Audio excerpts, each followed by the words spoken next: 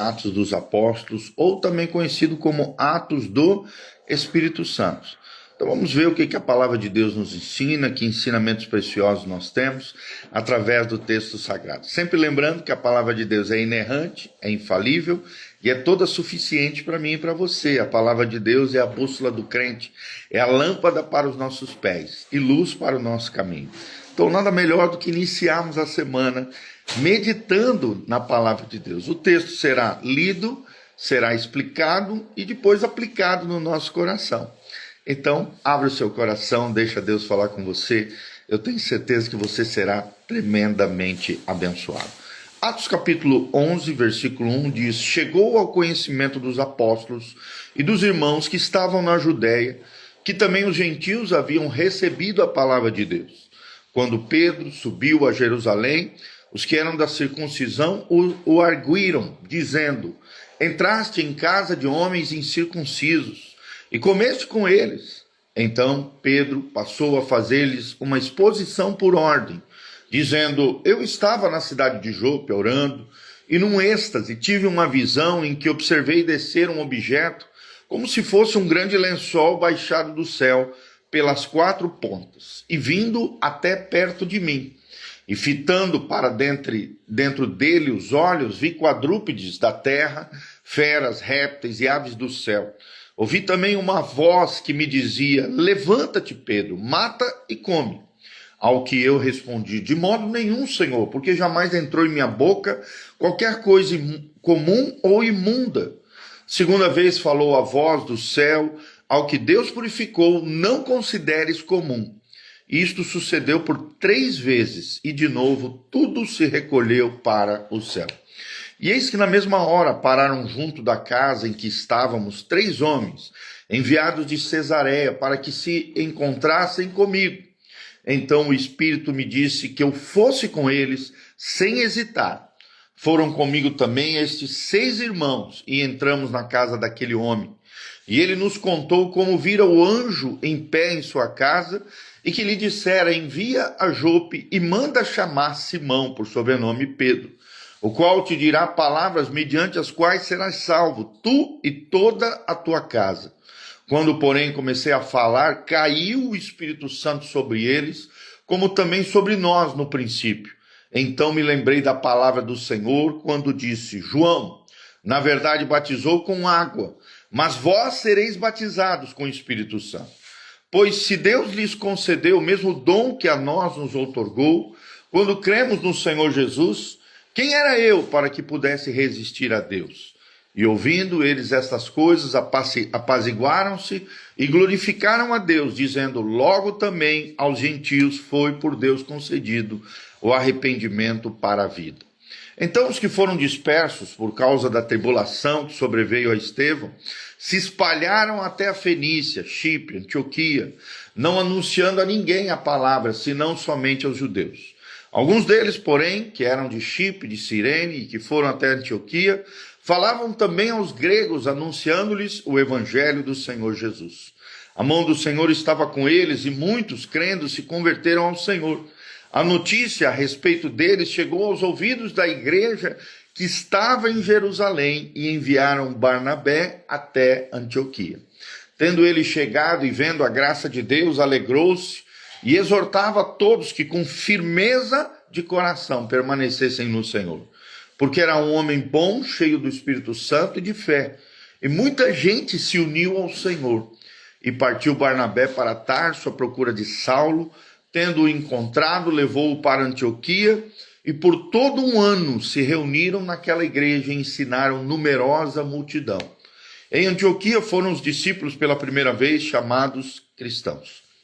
Naqueles dias, desceram alguns profetas de Jerusalém para Antioquia, e apresentando-se um deles chamado Ágabo, dava a entender pelo Espírito que estava para vir grande fome por todo o mundo, a qual sobreveio nos dias de Cláudio.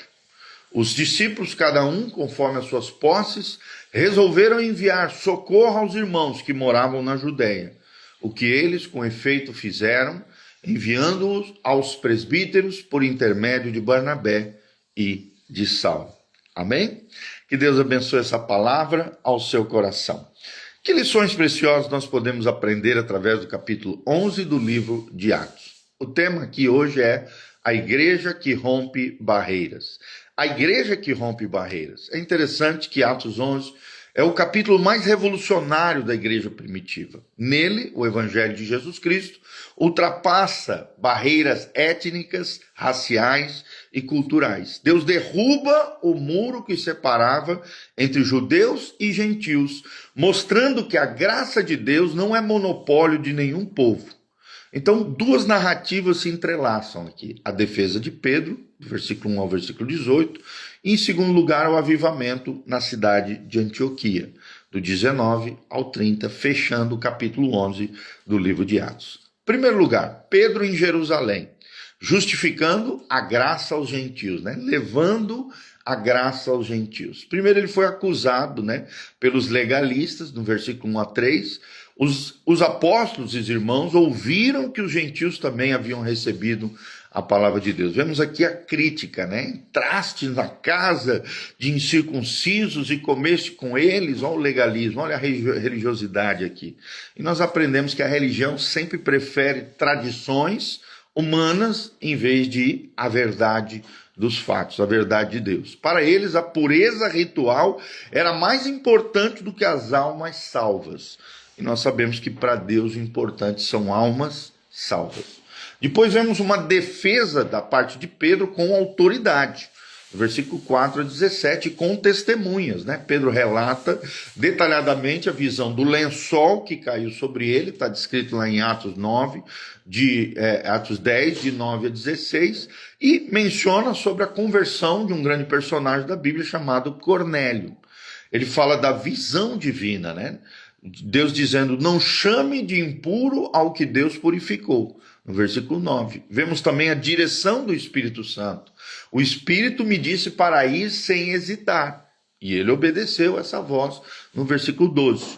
Depois vemos o testemunho do Espírito Santo. O Espírito Santo caiu sobre eles como sobre nós no princípio. Lá em Atos 2, na descida do Pentecoste. Então, aqui ele traz um argumento decisivo. Se Deus lhes deu o mesmo dom que a nós, que é o dom do Espírito Santo, o derramar do Espírito Santo, quem era eu para me opor a Deus? Ele usa e fala isso no versículo 17. Então, Pedro não usa teologia complexa, ele apela para a ação inegável do Espírito Santo. A ação inegável de Deus. Gente, quando Deus age, todos se calam. E é interessante isso. O batismo divino nos gentios era a prova de que Deus queria derramar da sua graça, do seu poder, do seu espírito, também nos não-judeus, o que aqui são chamados de gentios. E logo em seguida vemos a rendição à evidência. Mesmo os legalistas, mesmo os religiosos se rendem diante da evidência, no versículo 18. Ao ouvir isso, não apresentaram mais objeções e louvaram a Deus. Então, algumas lições aqui. Quando Deus age, até os críticos se calam. Quando Deus age, até os críticos se calam. Segunda lição, o evangelho não é expandido por comissões, mas por testemunhos irrefutáveis. E será que nós temos sido testemunhos irrefutáveis, testemunhos fiéis da graça de Deus através da nossa vida? É a perguntinha que eu deixo aqui para você pensar, meditar e guardar no seu coração. Segundo pontinho, Antioquia agora, o berço da igreja missionária, do versículo 19 ao 26. Vemos uma semeadura anônima, de 19 a 21, os que foram dispersos, pregaram aos gentios, e o resultado foi que um grande número creu e se converteu ao Senhor. No versículo 21 menciona isso. É interessante que homens comuns de Chipre, de Cirene, fizeram o que os apóstolos hesitavam, cruzaram a fronteira e Deus usou os desconhecidos para fazerem história em nome da igreja que se iniciava, aflorava, o que chamamos de igreja primitiva. Barnabé também um outro grande personagem, o homem da consolação, mas também o homem da conciliação. A igreja de Jerusalém enviou Barnabé a Antioquia. E o seu caráter era extraordinário. A Bíblia menciona que ele era um homem bom, cheio do Espírito Santo e cheio de fé. No versículo 24 menciona isso. E para nós pensarmos hoje, será que somos pessoas boas? Será que somos cheios do Espírito Santo? Será que as pessoas reconhecem tamanha fé no nosso coração, na nossa vida? E por último, versículo 23 menciona outra característica do seu caráter, que ele encorajou a todos. Era um homem de encorajamento. É interessante que Barnabé não foi fiscalizar, mas foi celebrar aquilo que Deus estava fazendo através de pessoas comuns, desconhecidas. Ele enxergou a graça onde outros veriam heresia, veriam outras dificuldades, empecilhos. Barnabé enxergou a graça de Deus entre os gentios. E Saulo, que depois foi transformado em Paulo, foi fruto da mentoria deste homem extraordinário, Barnabé. Barnabé foi a Tarso procurar a Saulo, está lá no 25, versículo 25. Vemos aqui um discipulado estratégico, né? Durante um ano, ensinaram muita gente. Então vemos um discipulado intensivo de Barnabé na vida de Paulo, e Paulo com Barnabé, uma parceria extraordinária que gerou uma série de viagens missionárias com muitos frutos para a glória de Deus. Então vemos o nascimento de um nome aqui. Em Antioquia, os discípulos também foram chamados cristãos pela primeira vez.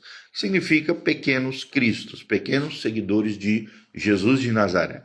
É interessante que Barnabé investiu em Paulo quando ninguém acreditava nele. Daí a importância do discipulado, da vida na vida, de investirmos em pessoas, por mais que algumas pessoas, ninguém acredita e ninguém dê valor, precisamos ver o potencial que está oculto neles e fazer um investimento de vida, da nossa vida na vida deles, a fim de que eles possam crescer e florescer no Senhor. O nome cristão nasceu num contexto multicultural. A fé em Cristo cria uma nova identidade, uma identidade agora multicultural. Terceiro lugar, para finalizar, do 27 a 30, vemos a generosidade que vence a fome. A profecia de Ágapo, de 27 a 28, um profeta que desceu de Jerusalém e predisse que haveria grande fome entre eles, entre os irmãos na Judéia. É interessante que Deus alerta a sua igreja sobre crises, mas também a capacita a enfrentá-las. Vou repetir, Deus alerta a sua igreja sobre crises, mas também a capacita a enfrentá-las. E logo em seguida vemos a solidariedade imediata da igreja do Senhor, do versículo 29 a 30, os discípulos decidiram enviar socorro aos irmãos, enviaram aos anciãos, aos presbíteros, por meio de Barnabé e Saulo, no versículo 30. Então, algumas lições preciosas. A fé genuína se expressa em amor prático. Tiago 2, de 15 a 16. Não amemos de palavra nem de língua, mas de fato e de verdade. E a Antioquia também ajudou Jerusalém sem paternalismo. Por quê? Porque igrejas fortes sustentam aquelas que estão fracas. É assim que deve ser, e não o contrário, como nós vemos em muitas denominações hoje, as igrejas mais fraquinhas sendo sugadas pelas igrejas mais fortes. Não.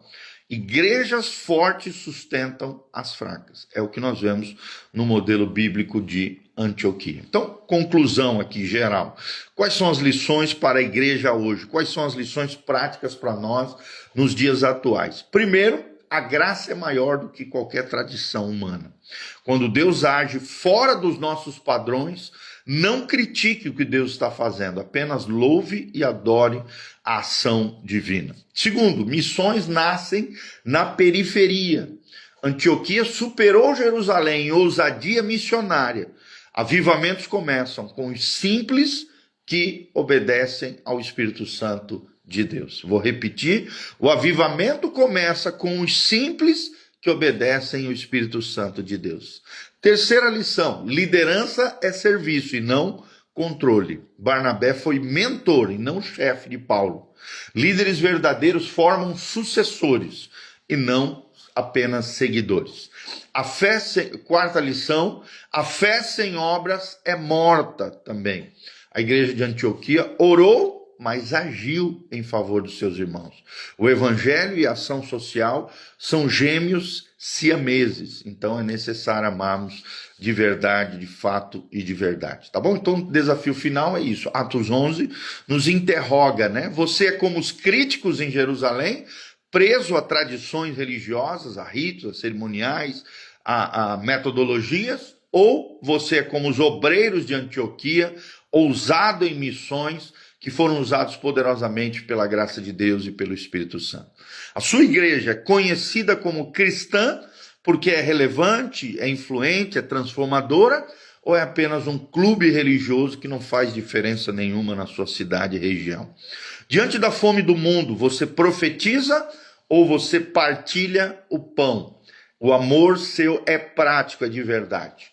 Então, aprendemos com tudo isso que sejamos uma igreja antioquina, multicultural, generosa e ousada, onde os descrentes não perguntem o que é isso, mas nos perguntem como posso me tornar um verdadeiro cristão. Então é isso que nós aprendemos nesse lindo trecho da palavra de Deus. Que a graça e a paz de Jesus esteja sobre cada um de nós. Aqui no link da descrição tem todas as informações do nosso ministério, horário de culto, endereço da igreja, as informações gerais de tudo aquilo que você precisa. Está aqui as informações também para contribuições, se você sentir no coração o desejo de colaborar com o nosso ministério. Nós agradecemos o seu carinho, o seu afeto, o seu amor, partilhando conosco a sua semeadura. Que Deus abençoe você, querido. Que a graça e a paz do Senhor continue conosco. Hoje foi Atos capítulo 11. O nosso tema aqui foi a igreja que rompe barreiras. Primeiro ponto, Pedro em Jerusalém, justificando a graça entre os gentios. O segundo pontinho, Antioquia, o berço da igreja missionária. E o terceiro pontinho, a generosidade que vence a fome, tá bom? Uma igreja sem fronteiras. Esperamos de alguma maneira ter abençoado sua vida, sua casa, sua família, o seu coração. Continue conectado conosco e venha nos visitar. Igreja Casa na Rocha, Dr. Camargo, 4555, Zona 2 aqui em Umuarama, no centro de Umuarama, pertinho da Aviação Umuarama, pertinho do Posto Brasil ali, do lado do Escritório Perfeito, em frente ao Unitron Anhanguera. Estamos aqui toda terça-feira. Nessa terça-feira vamos começar o Instituto Bíblico Casa na Rocha, aberto a todos, não tem custo nenhum, é só vir aprender a palavra, trazer seu caderno, sua caneta, sua Bíblia. Venha aprender a palavra de Deus conosco. Nós vamos ter 4 matérias agora: teologia sistemática, que eu vou dar, aconselhamento cristão, uma psicóloga, obreira nossa, preciosa, vai ministrar. Vamos ter também a terceira matéria, panorama do Novo Testamento, e vamos ter uma quarta matéria, as disciplinas espirituais e a vida de santidade. Então, se você quiser crescer no conhecimento, na graça, em maturidade, em entendimento das coisas do Senhor, vem estar conosco toda terça-feira, 19h30, Igreja Casa na Rocha. Dr. Camargo, 4555. Na quarta-feira, temos o culto de adoração, fé e milagres. Quarta-feira, culto de adoração, fé e milagres. No domingo, 2 cultos. Escola Bíblica Dominical, às 9 horas da manhã, também é o nosso culto matinal. E às 19 horas, o culto da família, o nosso culto principal da nossa comunidade. Tá bom? Um grande abraço, Deus os abençoe. Eu quero terminar orando pela sua vida. Feche os seus olhos, coloque a mão no seu coração. Vamos orar ao Senhor. Pai, nós encerramos esse estudo de Atos 11, apresentando tudo diante do Senhor. Tudo aquilo que foi falado, mencionado, ensinado, seja para a glória do Senhor. Que essa sementinha que foi lançada possa ser germinada, plantada nos corações daqueles que me ouvem, gerando neles ousadia, intrepidez, um testemunho fiel do Evangelho de Jesus Cristo, um paixão e amor pela tua obra, pela pregação do Evangelho entre os gentios, entre judeus, entre quem quer que seja.